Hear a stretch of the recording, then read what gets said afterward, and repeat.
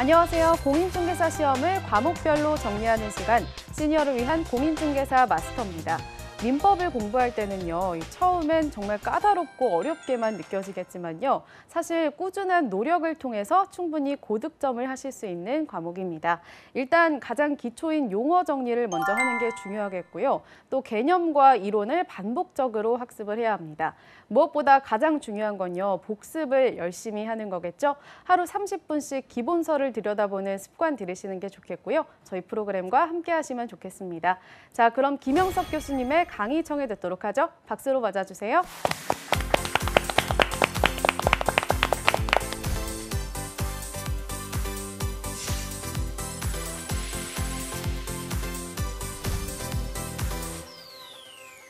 반갑습니다. 김영석 교수입니다.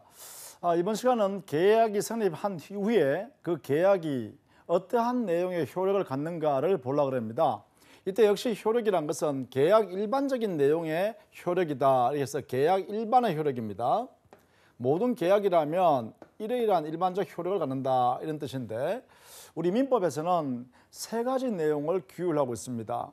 첫 번째는 동시이행 항변권에 관한 내용이고요. 두 번째는 위험 부담의 문제를 다루고 있고 세 번째는 그 계약의 효력이 계약 당사자에게 기속되는 것이 아니라 계약하지 아니한 제3자를 위해서 그 이익이 귀속되도록 하는 계약, 이걸 보통 우리는 제3자를 위한 계약이라고 하는데요. 이 세 가지 내용의 효력 내용을 살펴봅니다. 자, 먼저 여기에 동시행 항변권이나 위험 부담의 문제의 경우에서는 주로 쌍무계약에서 발생해요. 이 쌍무계약이라는 것은 계약의 유형 중에 말입니다. 계약이 성립할 당시에 계약 당사자에게 대가적 채무가 발생하는 거예요. 예를 들면 매매 계약을 한다든가 임대차 계약을 한다 그러면 양 당사자에게는 대등한 급부이행할 채무가 각각 성립합니다. 예를 들면 매도인의 경우에는 재산권 넘겨줘야 할 의무가 생기죠. 매수인은요, 대금 지급할 의무가 생깁니다. 이 두 개가 대등한 가치의 교환이거든요. 이러한 내용을 계약하는 것을 우리는 쌍무계약이라 합니다.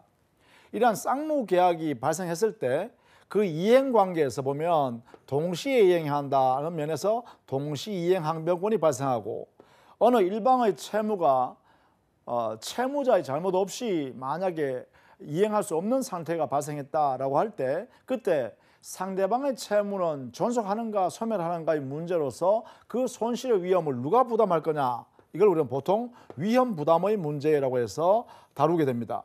이 두 가지가 바로 쌍무계약의 특성에서 나오는 거예요. 이걸 보통 이행상의 결연성, 존속상의 결연성, 즉 양 채무가 서로 밀접한 관계인 결연관계가 있다는 거예요. 이 결연관계 때문에 발생하는 성격에서 이러한 효과가 발생하게 됩니다. 자, 그러면 먼저 동시행항변권의 내용을 좀 보죠. 자, 동시이행항변권은 말 그대로요. 그 개념이 이렇습니다. 서로 동시에 이행하자. 동시에 이행하자. 너도 나한테 이행하고 나도 너한테 이행할 테니까 같이 이행하자. 근데 만약에 상대방 너가 내한테 이행 안 하면 나도 이행 못 하겠다라고 항변, 이거는 거절하는 권리예요. 거절권요. 그러니까 항변권을 다른 말로 표현한다면 거절권이라는 거예요. 자기의 채무 이행을 하지 않겠다라고 거절해버리는 권리의 성격이라는 거죠. 그래서 이렇게 함으로써 뭐예요? 공평해지죠.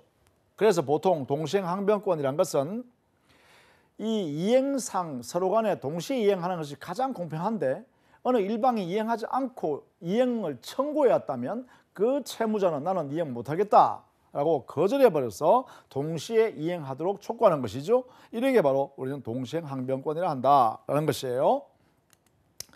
자, 이러한 동시행항변권은요, 민법상으로는요, 채무자에게 동시행항변권이 존재한다면 우리 민법이 일정한 효과를 인정해주고 있어요.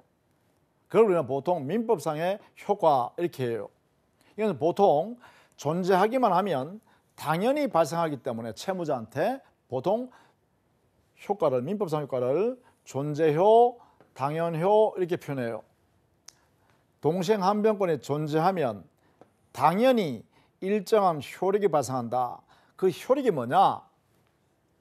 동시행한명으로 존재하기 때문에 이행하지 않더라도 정당하다는 것이죠. 그래서 이행기가 되었음에도 불구하고 이행하지 않았지만 채무자의 채무 불이행이 발생하지 않는다는 거예요. 따라서 채무 불이행이 발생하지 않는다면 아무런 책임을 지지 않는다는 것이죠. 따라서 채무 불이행으로서의 책임은 면제된다는 거예요.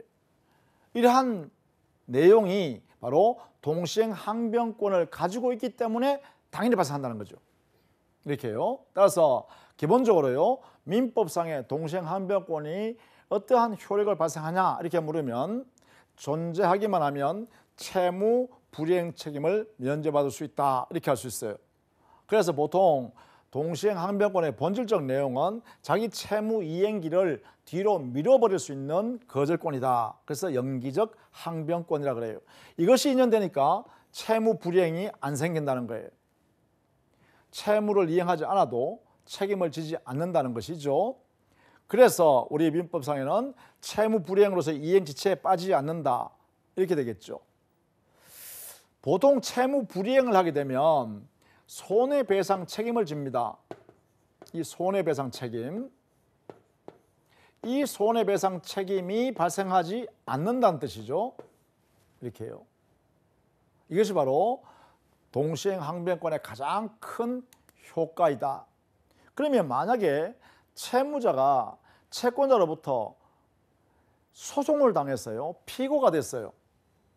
그래서 채권자가 소송상으로 채무자 이행기 되었으니까 이행해라 라고 소송을 했다면 이때는 채무자는 소송법상으로 어떠한 효과를 누릴 수 있는가?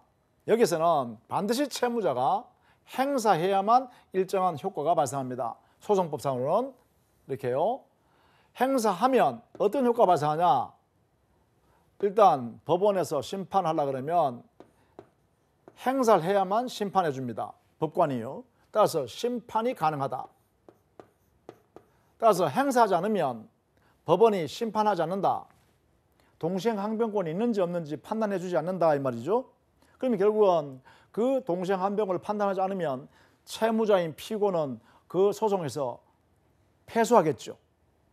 채무자는 너 채무 전액을 원고인 채권자한테 전부 이행하라 이렇게 판결 내릴 거예요. 그죠? 이게 바로 행사예요.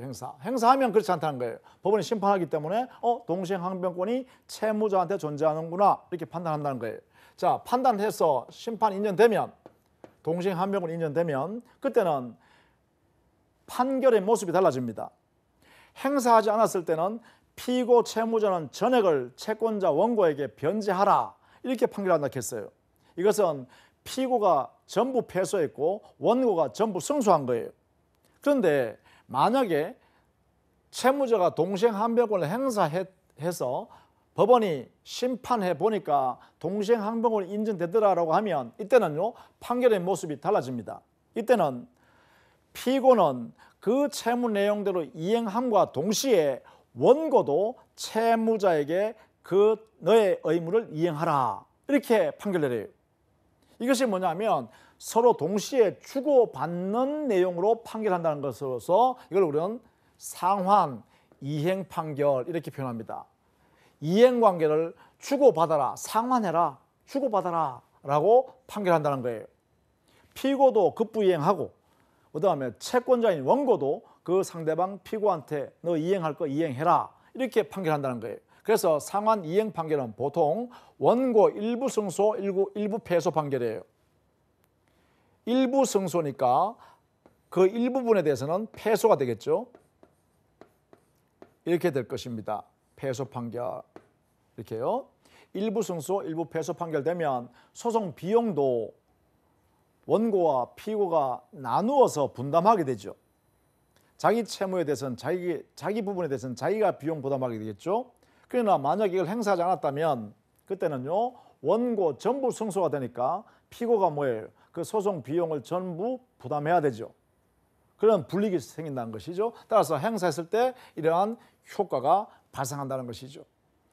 그리고 우리 민법에는요 동시 이행 항변권이 붙어 있는 채권을 상계에 있어서 자동 채권으로 사용하면 이때는요 상계 인정 안 하겠다라는 거예요.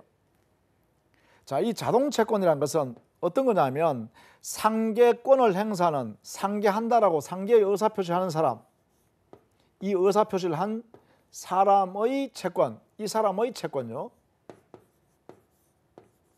이것을 우리는 자동채권이라고 합니다. 그럼 상대방은 가만히 앉아서 채권이 소멸하겠죠. 그 상대방의 채권을 뭐라 하냐면 수동채권이라고 그래요.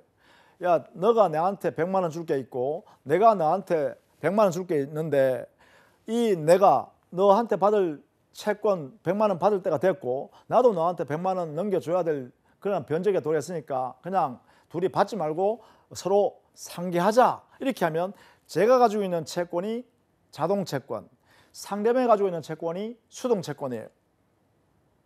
자, 그런데 나의 자동채권에 상대방이 동시행항변권을 가지고 있다는 거예요. 이 상대방이 가지고 있는 동시행항변권을 가지고 있는 이 내용의 채권을 가지고 상계하겠다 해버리면 이 상대방은 동시행항변권이 사라져버리잖아요. 그러니까 상대방한테 불이익이 도래하죠. 그래서 동시행항변권이 붙은 채권을 자동채권으로 해서는 상계하면 안 된다. 이렇게 한 거예요. 우리 법에서요. 자, 이것도 역시 알아두시면 좋겠죠. 자동채권 이렇게요. 자, 그래서 우리 앞에서 물권법에서 유치권을 공부했죠. 물권법에서 담보물권, 법정담보물권요. 이것도 뭐냐면 자기 채권을 변제받을 때까지 타인의 물건이나 유가증권을 계속 점유하여 유치하고 있다가 변제하면 자, 물건 건네준다, 그죠? 그러다 보니까 이 유치권 인정하는 것도 공평의 이념으로 근거해서 만든 제도예요. 채권자가 돈 받을 게 있는데 또 이 채권자가 그 물건, 채무자의 물건을 가지고 있어요. 그러면 채무자는 자기 채무를 변제를 안 하면서 물건 내놔라 했을 때 물건을 건네줘 버리면 이때 이 채권자는 돈을 받을 수가 없잖아요. 그래서 우리 법에서는 공평하게 위해서 채무자가 변제할 때 물건을 건네주겠다 이렇게 하라는 거죠. 이때 물건을 지배할 수 있는 권리가 바로 유치권으로 인정했다는 거죠. 법정담보물권으로. 이와 동시에 말입니다. 쌍무계약에서 동시행항변권도 보니까 대가들 채무를 서로 동시에 주고받아야 공평하지요.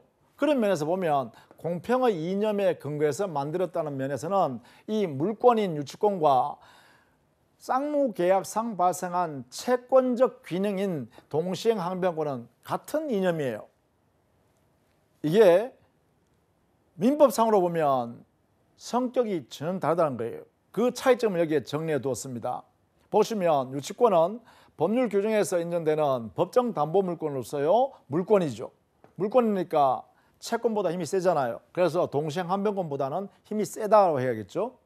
즉 동시행항변권은 이것은 쌍무계약에서 발생하는 것이기 때문에 기본적으로 채권적 성질 같습니다. 채권적 성질 가져요. 그런데 유치권은요. 그래요. 물권입니다. 물권. 그래서 물권은 채권에 우선적 효력이 있다 했죠. 그러니까 힘이 세다 이런 이야기입니다. 그리고 이것은 물권이고 채권이니까 동일한 사람한테 물권인 유치권도 성립할 수 있고 동시에 동시행항변권도 함께 존재할 수 있죠. 각각의 제도니까 따라서 병존도 가능하다 이렇게 되겠죠. 자, 이런 내용입니다.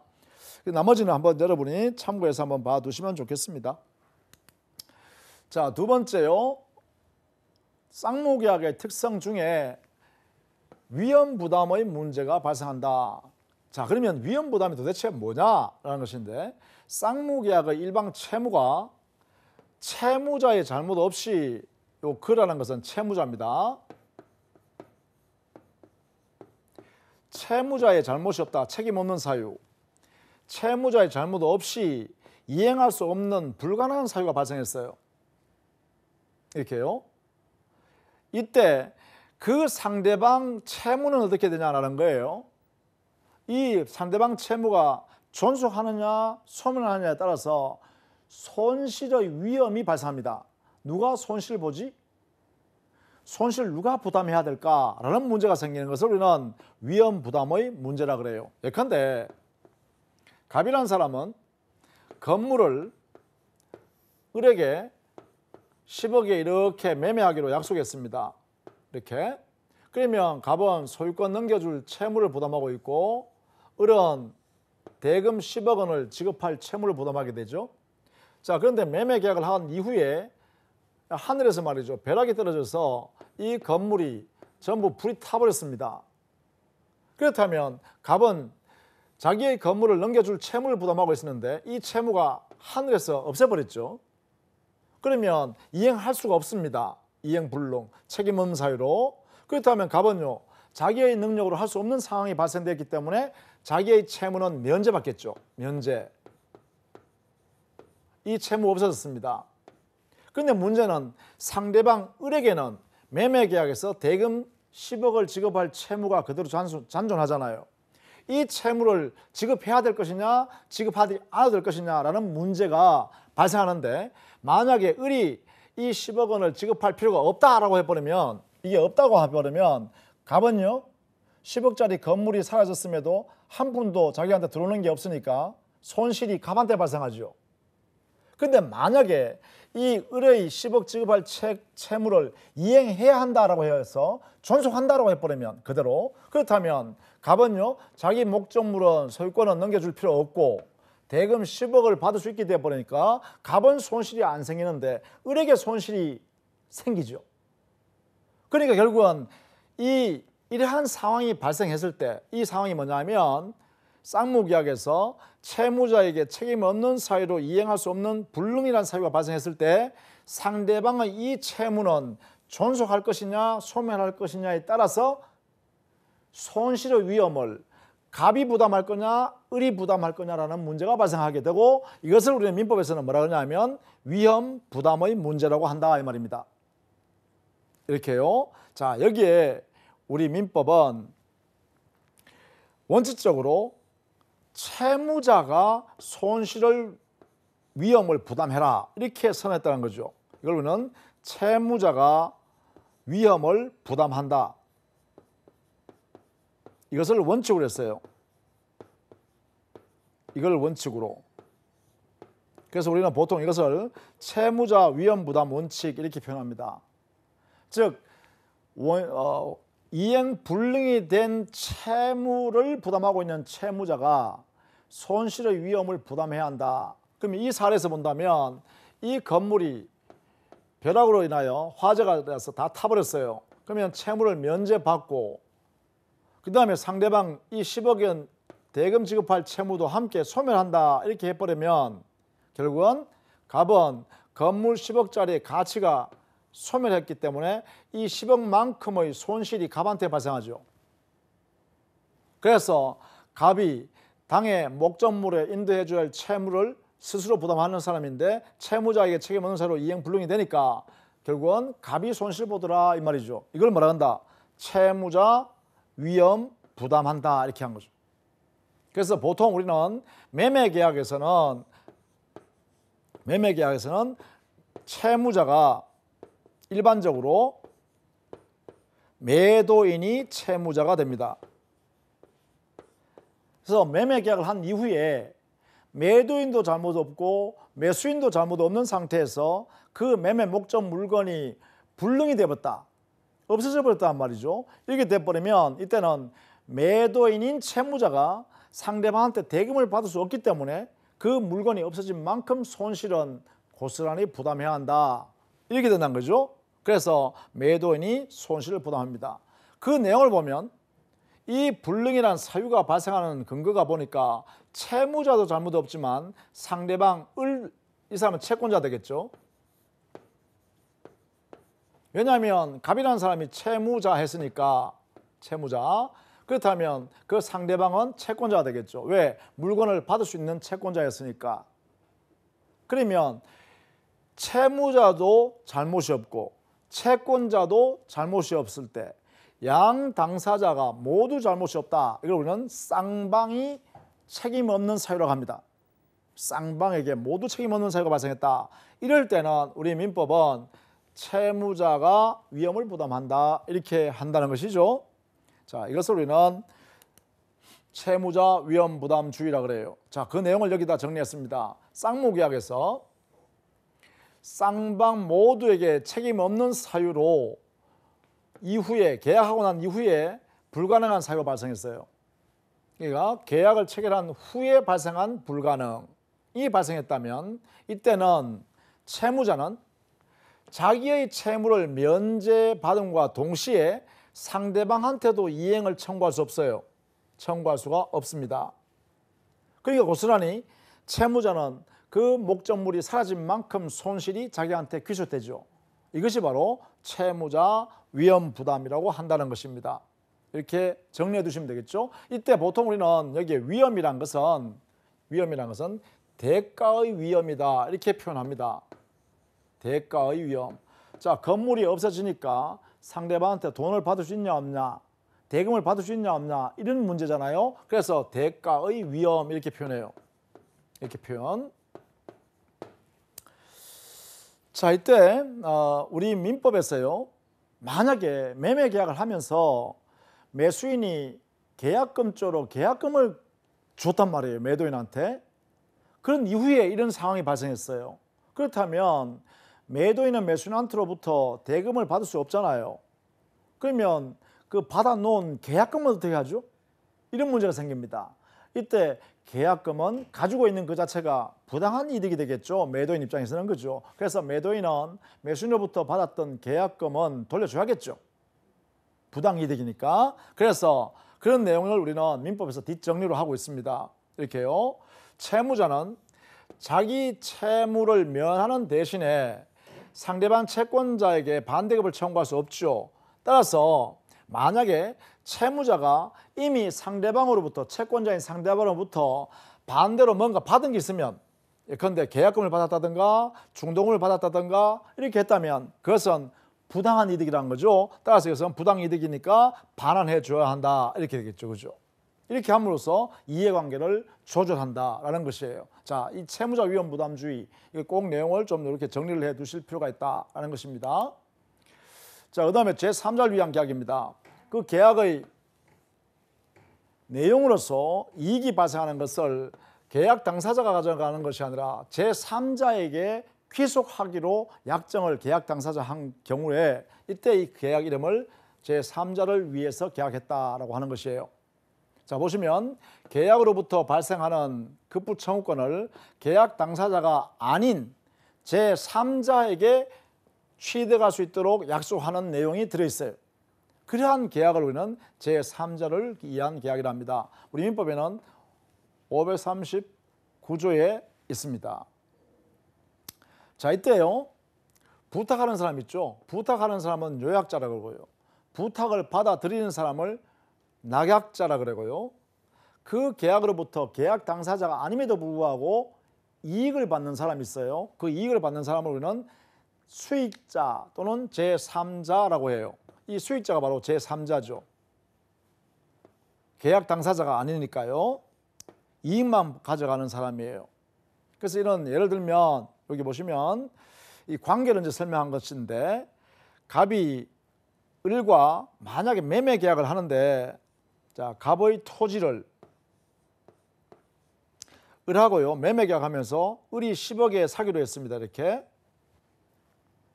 자, 왜 그러면 이 10억의 매매 계약을 갑이 자기 토지를 팔았냐 하면, 이 갑은 이 병이라는 사람한테 지금 돈을 10억 갚아야 할 채무가 있어요. 채무가 있어요. 그러면 병은요, 이 사람 사이에서는 채권자죠. 10억 채권자입니다. 이렇게요. 그러면 이 돈 빌린 것을 변제하기 위해서는 돈이 있어야 되는데, 그 돈을 바로 토지를 처분해서 대금을 받아서 변제하려고 이렇게 계약했어요. 자, 그러면 이 매매 계약할 때요, 이 갑이 을이라는 사람한테 부탁을 합니다. 어떻게 부탁하냐면, 매매 계약 당시에요, 당신이 대금을 내한테 주면 어차피 내가 그 대금을 병한테 변제해야 되니까 곧바로 을 매수인 당신이 병 이 제3자한테 그 대금 10억 원을 지급해 주세요. 그렇게 해주면 안 되겠습니까? 라고 부탁합니다. 이 사람이에요. 그러면 이 관계가요, 매매 계약에서 소유권 넘겨주고 대금은 병한테 지급해버리면 이 채권 채무 관계도 다 끝나고 매매 계약도 완성해버리니까 이 3자 간의 관계가 법률적으로 한꺼번에 정리돼 버리죠. 소유권 넘겨주고 대금 이렇게 줘야 되는 것을 이렇게 줘버리니까 이 종전의 요약자인 이 채권자 채무자 관계잖아요. 이렇게요. 이 사람한테 변제 돈을 10억 줄 것을 이렇게 주게 만들었으니까 이 채권 채무도 없어지니까 일거의 3자 간의 법률 관계가 한꺼번에 정리돼 버리잖아요. 간편하죠. 그래서 이러한 내용이 바로 간편하게 그 법률 관계를 처리하기 위해서 만든 제도가 제3자를 위한 계약이라 그래요. 자, 이때 우리는 이 갑이라는 사람은 요청했잖아요. 요청했으니까 요약자예요. 그래서 이 채권자란 말은 이 사람에 대한 채권자예요. 이렇게 요게 요약자 채권자란 말은 이 사람에 대한 채권자예요. 왜? 돈을 10억 받아야 되니까.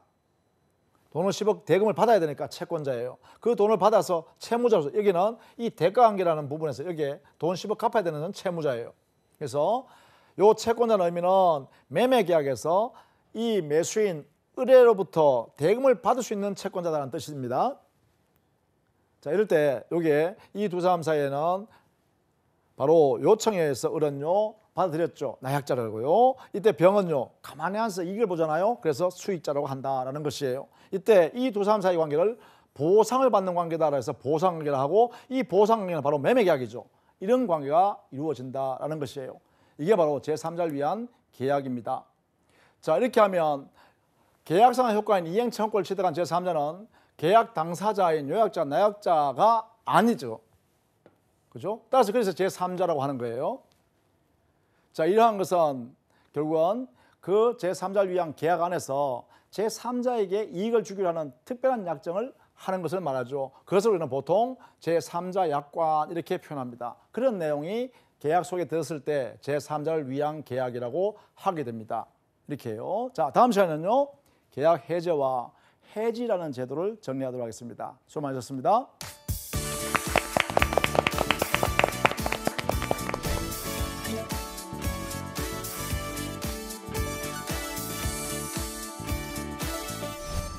네, 김영석 교수님의 열띤 강의 잘 들었습니다. 오늘 헷갈리는 내용 아주 쉽게 잘 설명해 주신 것 같은데요. 오늘 강의 다시 보고 싶으신 분들은요. 유튜브나 한국직업방송 홈페이지에서 볼 수 있습니다.